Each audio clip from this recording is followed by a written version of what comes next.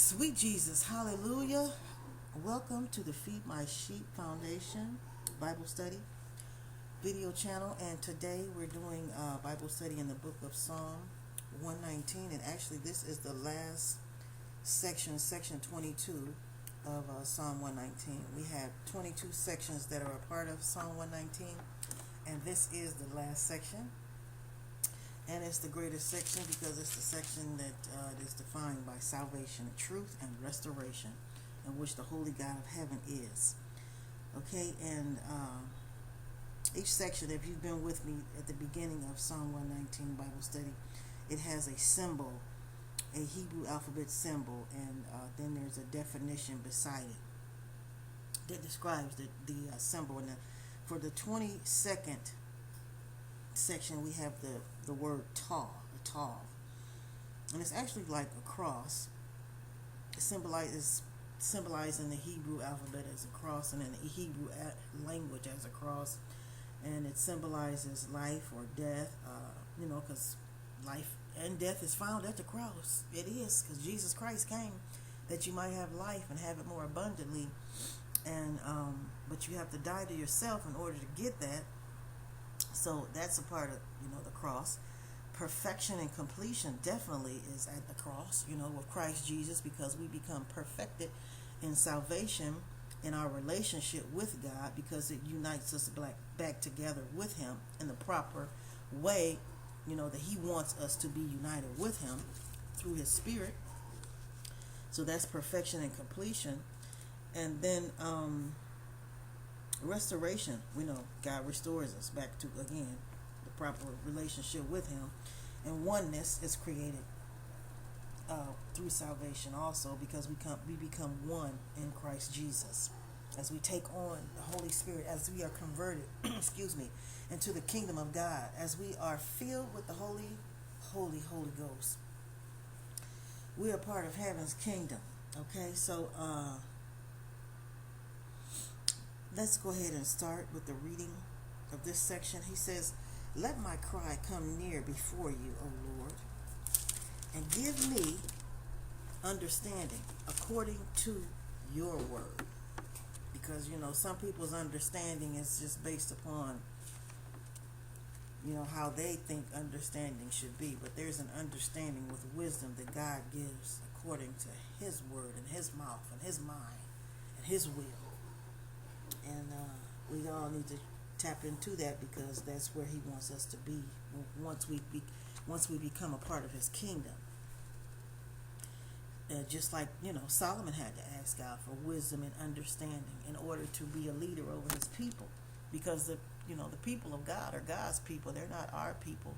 And the Holy Spirit, whenever one becomes a pastor or leader or teacher, or wherever the Lord places that person in position in the earth, or in front of a flock or whatever, if that is what He calls them to do, it's the Holy Spirit that speaks through them to that flock. But that flock is representative of, God, because that's how, they've been born again of the Spirit, the Holy Spirit. And, that is those that have been. They have been born of the Holy Spirit, and they're God, So how, the leader treats that person, God is going to look at that leader according to that, because that leader is giving them treatment, and that treatment is based on his relationship with that leader. Just like He says in His word, whatever you've done to them, those that are in His kingdom, those that have come under His covenant, you've done it to me. Okay, so if you've lied and cheated to them, you've done it to me. If you've healed and delivered them, you've done it to me. If you fed them, you've done it to me. Whatever you've done to my flock, Christ is saying, you've done that to me. Good or bad, there is a reward on the other side of it. So let me get back to where we at, section 22, verse 170. "Let my supplication come before thee. Deliver me according to your word. My lips shall utter praise, and when thou hast taught me thy statutes. My tongue shall speak of thy word, For all thy commandments are righteousness. So let your hand help me, O holy God, for I have chosen your precepts. Hallelujah.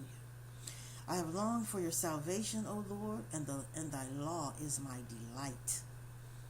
Okay? Let my soul live, and it shall praise you, and let thy judgments help me. For I have gone astray like a lost sheep. Seek thy servant, for I do not forget thy commandments. Holy God. Hallelujah. You know, and so, and I like this verse 176 where he says,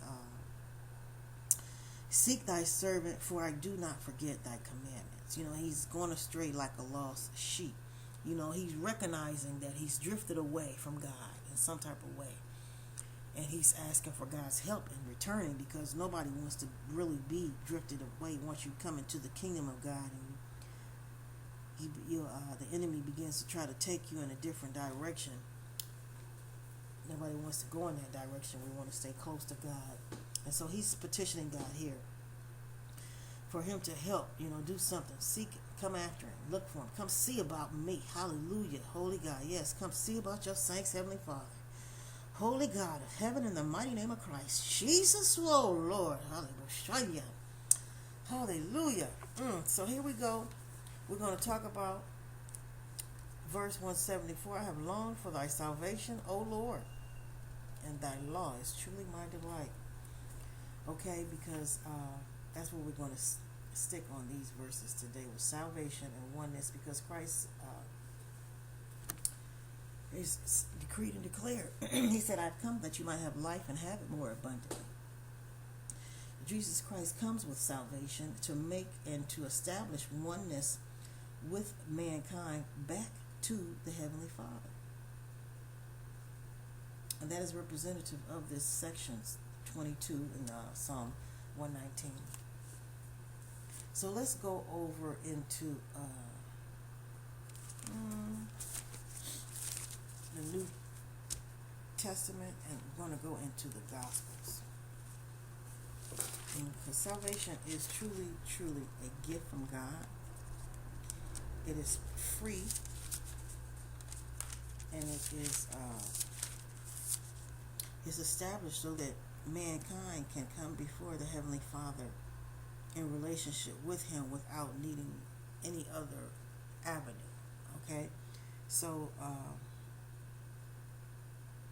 that's why Christ Jesus came, to be the mediator also for our sins, for the sins that mankind does commit while in the earth.